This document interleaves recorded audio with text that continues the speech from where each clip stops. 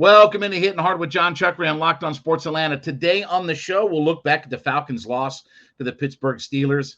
It's time, and good for Fred, but there were a lot more deserving candidates. That's all next. Hittin Hard with Jon Chuckery, Locked On Sports Atlanta. This is Hittin Hard with Jon Chuckery, part of Locked On Sports Atlanta, and it starts now.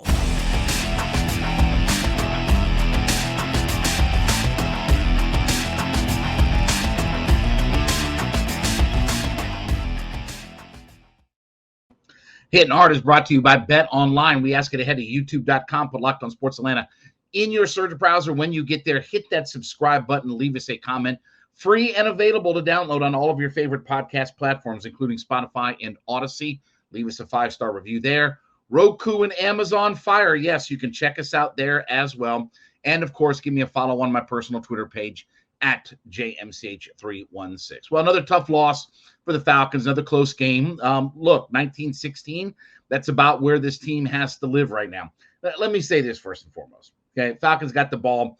It was a great punt by Presley Harvin, former Georgia Tech punter, right? Pinned him inside the 5. Anybody really think that the Falcons were going to march it downfield and go kick a game-tying field goal? Sorry. And it took one play for Marcus Mariota to just throw an interception and, okay, let's get this done.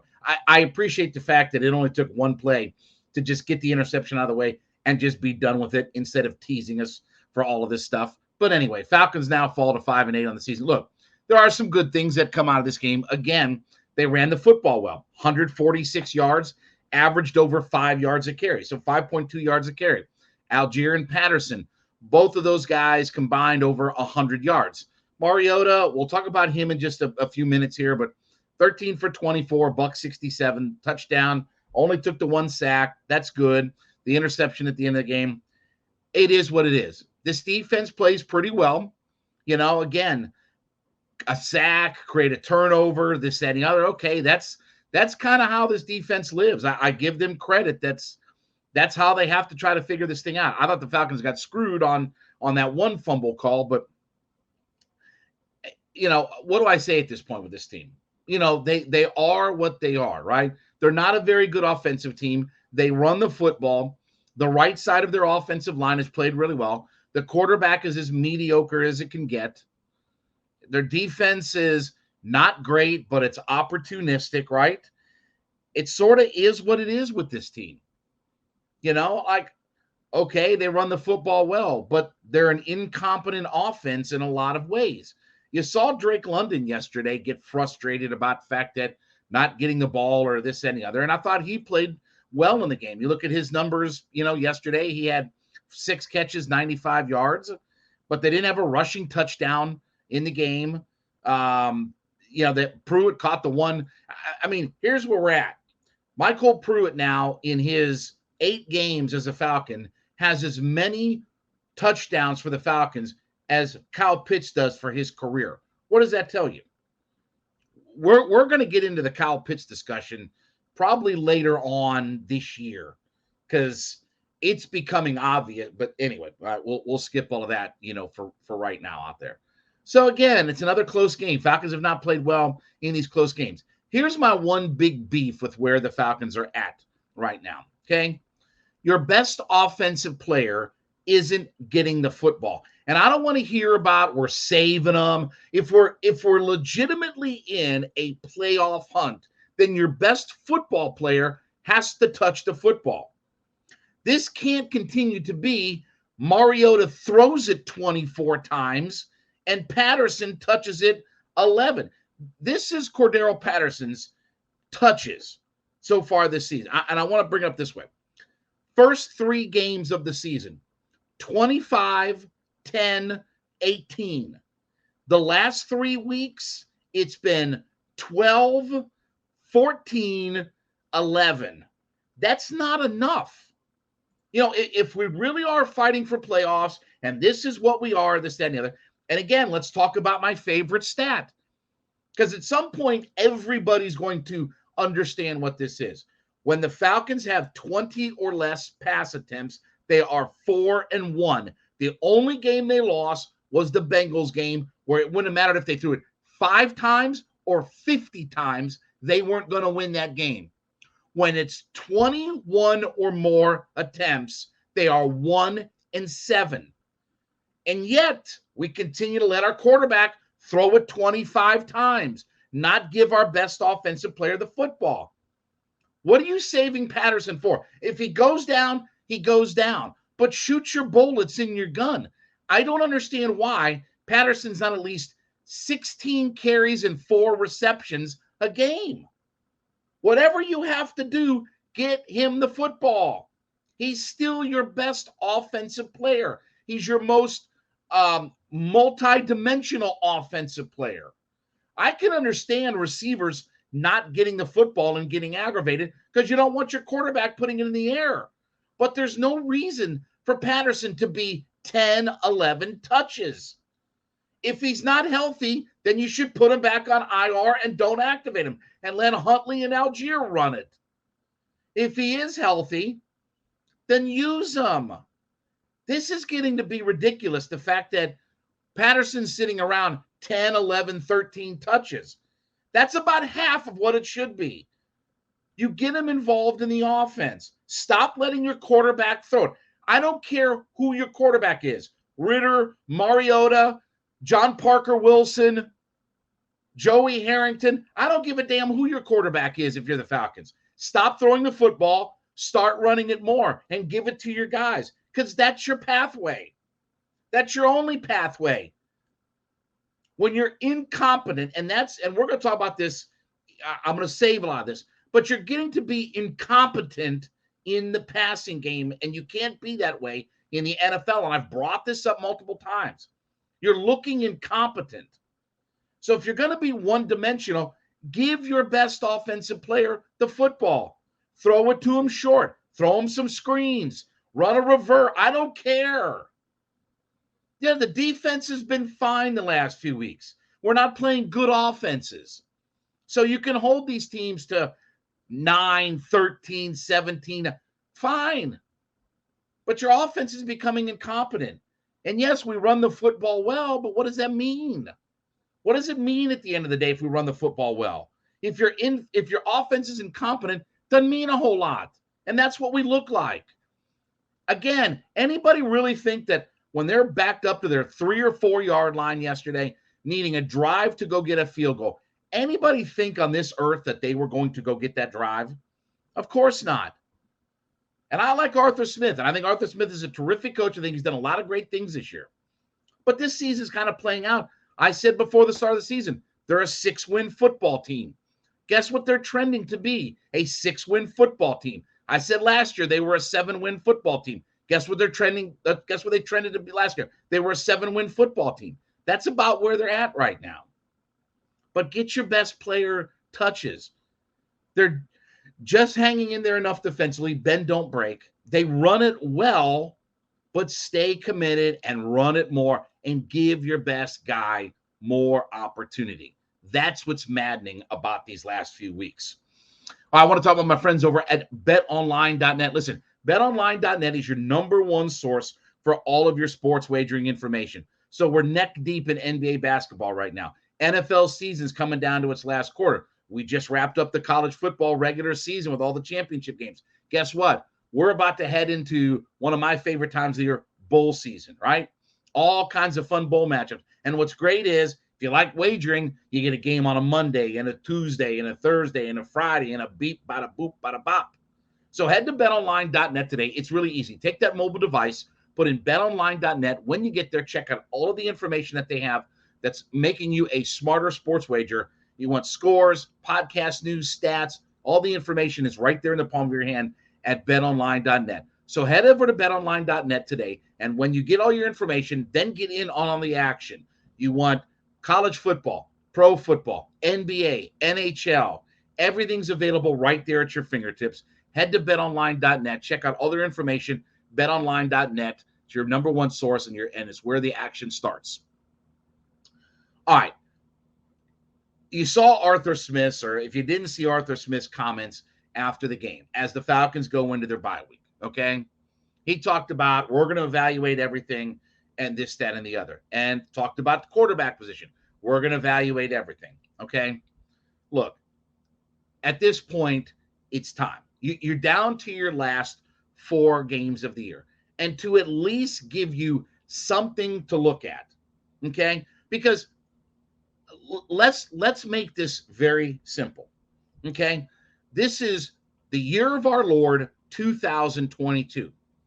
You have to at least be competent in passing the football in the NFL.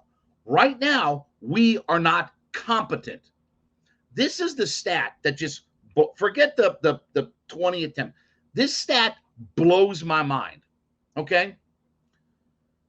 20 yards or more in your pass attempts. Pass attempts that travel 20 or more yards. Those are considered long throws. So you're 20 yards or more, okay? Marcus Mariota has 14.9% of his pass attempts that go for 20 yards or more, okay?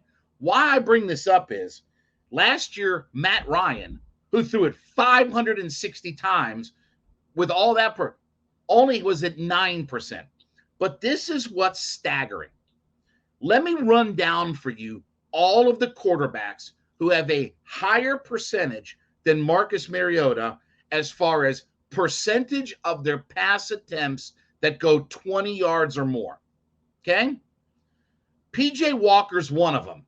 I'm not going to count him only because he's made 5 starts on the season. I mean, with all due respect, that's not, at this point, that's barely a third of your schedule that he's played. Okay?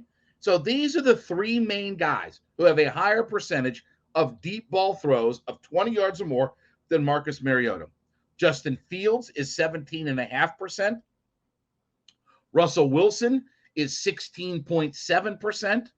And Aaron Rodgers is 15.6%. Okay?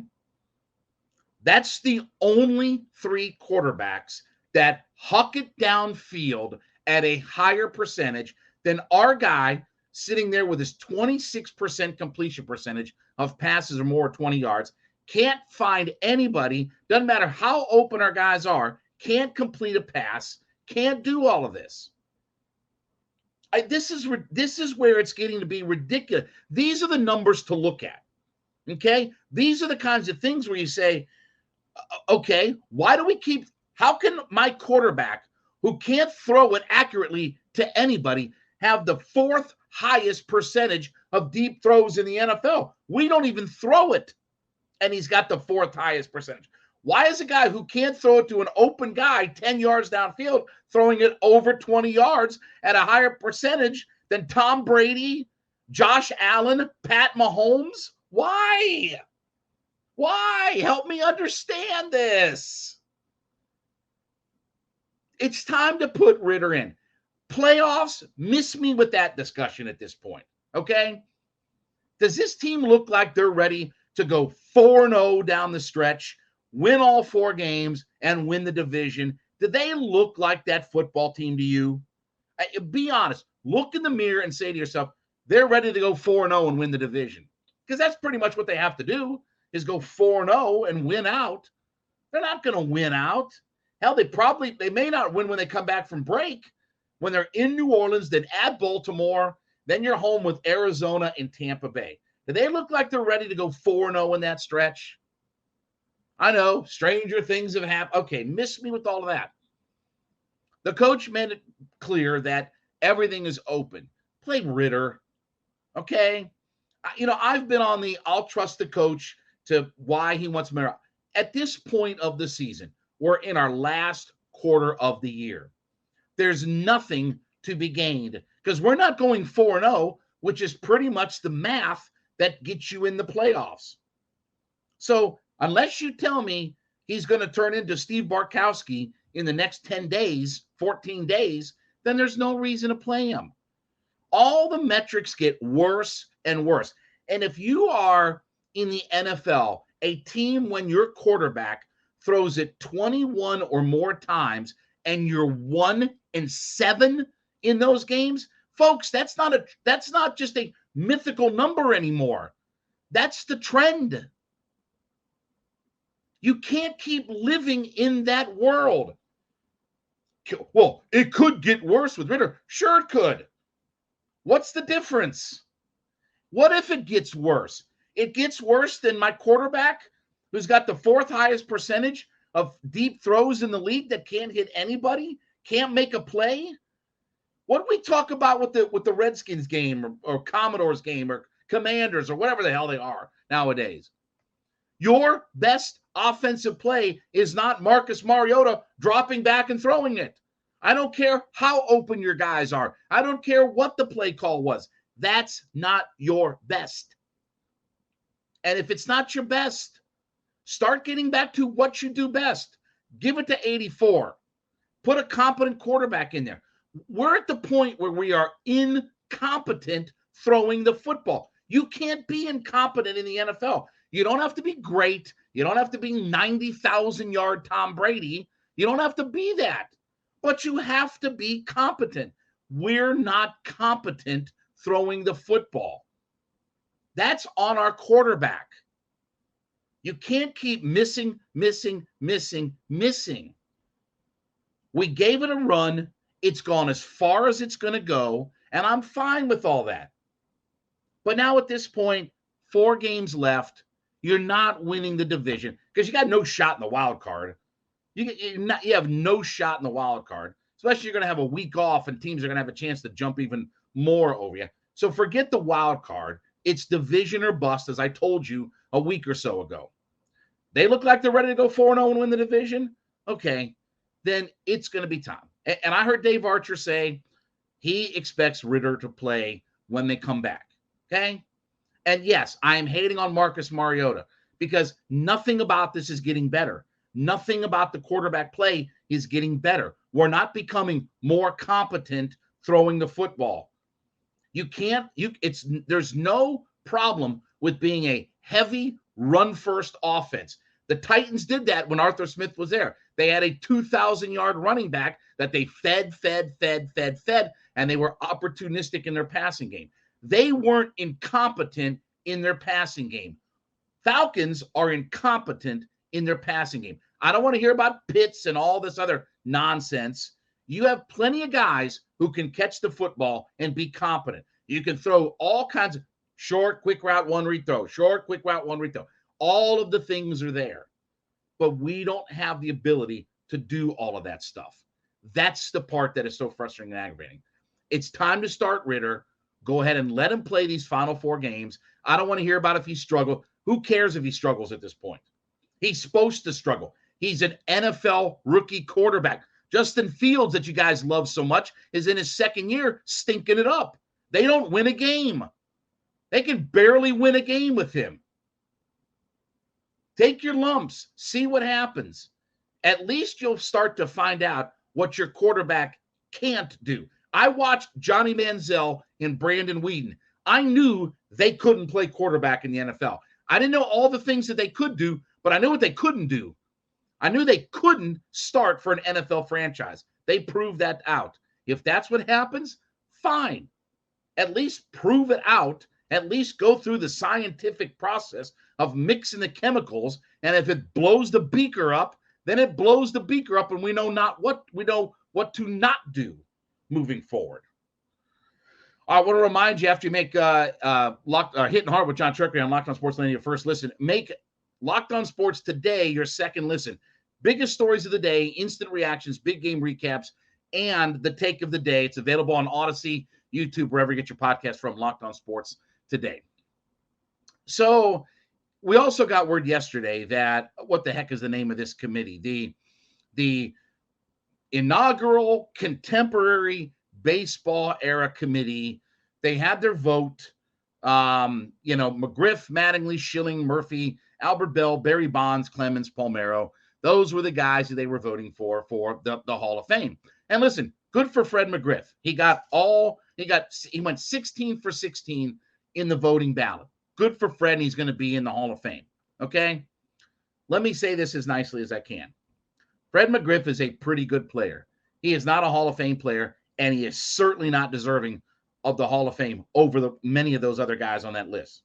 Okay? And you can tell me about Bonds and Clemens and their steroids and this and that. I don't care if they stood in front of their manager and injected horse tranquilizers into their arm as their manager was standing there watching. I don't care if they walked up to an umpire at home plate and took out an injectable needle out of their back pocket and stuck it in their rump and squeezed in whale blubber into themselves when they were standing at home plate. Bonds and Clemens were drastically better than what Fred McGriff was. Hell, I'll make a case. I'll tell you that Albert Bell was a better player. Albert Bell was the most dominant player in Major League Baseball for a 4-year stretcher. Better than A-Rod, better than Griffey, better than Frank Thomas. Go look at his numbers. Him getting screwed out of the MVP in 95 is because he wasn't a popular figure with the media folks. McGriff had a really nice career. World Series champ, 5-time All-Star, 3 Silver Sluggers, led the American League twice led the league, I should say, twice in home runs, finished 4th in the MVP, twice he finished 6th, once he finished 8th, twice he finished 10th. That's good. You know who that is? That's Tony Perez, who's in the Hall of Fame and doesn't belong in the Hall of Fame either. That's Harold Baines, who's in the Hall of Fame, doesn't belong in the Hall of Fame either. Those are good numbers. That's a really nice career. But in no universe, okay, listen to what I'm saying. In no universe did Fred McGriff have a better career than Dale Murphy, than Barry Bonds, than Roger Clemens. Hell, I'll make a case that he didn't have a better career than Curt Schilling. I don't think he had a better career than Albert Bell. But he's not linked to all the steroid stuff. He's a popular guy, crime dog, and all this, right? I mean, if that's what the Hall of Fame is, then stop voting for it. Stop even putting these guys on the ballot. Like, with all due respect, I don't understand. How could this committee look and say that Dale Murphy, who is a 2-time MVP in the league, twice he was the MVP, right? Gold Glove center fielder. Like, what does Murphy not have that Fred McGriff had? How did 16 of 16 vote for Fred McGriff and Murphy only got 6 out of 16? Like, what the hell were those guys watching? When do we start to put in these Hall of Fame votes for baseball? When do we start to put common sense people in here? Forget the numbers. Murphy was the most dominant player along with Mike Schmidt in the National League in the 1980s. How many guys outside of Mike Schmidt were better than Dale Murphy when you talk about offense, defense, stolen bases, everything? How many guys were more complete? Mike Schmidt was the best player of the 1980s. He's the best third baseman of all time by tons. I'll give you him. How many other guys are better than Murphy? And with all due respect, Barry Bonds is the best left fielder the game has ever had. Not Ted Williams, not anybody else you can put out there. Nobody in the entire 150-year history of baseball is a better left fielder than Barry Bonds. I don't care how much whale blubber, vitamin D, horse tranquilizers got stuck in there. Cut his numbers in half, and he's still 360 homers. That's if you cut his numbers in half. Chop them in half with an axe, and it's still almost 400 homers. I appreciate what Fred McGriff did. Really good player. You'd want him on your team. But the Hall of Fame has become ridiculous in baseball. There are so many watered-down guys. The Jack Morrises, the Tony Perez, the Fred McGriffs, the Harold Baines of the world. It's no more the Hall of Fame greatness. There are a lot of mediocre players that are in the Hall of Fame now. If you're not going to vote for anybody who we think did steroids, David Ortiz got in the Hall of Fame, didn't he? Oh, yeah. Well, he didn't do steroids, right? No. Remember when he was asked about his steroid use? All of a sudden, he couldn't speak English. All of a sudden, at his press conference, it was, no habla inglés, no habla inglés. But because we like him, and he's a good guy, and he didn't give us a bunch of crap like Albert Bell and Barry Bonds and some of these guys, or Roger Clemens, we're going to punish them. We're going to use them as the role model for that entire era of baseball and say they don't belong in there. It's really gotten ridiculous with the Hall of Fame. I like Fred McGriff. Ain't no universe on this earth. If you had to start a franchise, ain't no universe that you're taking Fred McGriff over Murphy, Clemens, Bonds, any of those guys. I appreciate it. Good for him. When you run out of candidates, that's when you put Fred McGriff in. But to put him ahead of some of these guys that were on this ballot shows that this is another one of those committees that just is fakakta and doesn't belong, and it's time to just disband them and move on. All right, well, thank you so much for making Hittin' Hard with Jon Chuckery your first listen, everybody. Don't forget, make Locked On Sports Today your second listen. Biggest stories of the day, instant reactions, big game recaps, and, of course, the take of the day. They're free and available on YouTube, Odyssey, all of your favorite platforms. We ask you to head over to youtube.com, put Locked On Sports Atlanta in your search browser, hit that subscribe button. Also free and available on all your favorite podcast platforms, including Spotify and Odyssey, Roku and Amazon Fire. Yes, you can check us out on those platforms as well. And, of course, follow me on my personal Twitter page at JMCH316. We'll be back tomorrow. This has been Hittin' Hard with Jon Chuckery, Locked On Sports Atlanta.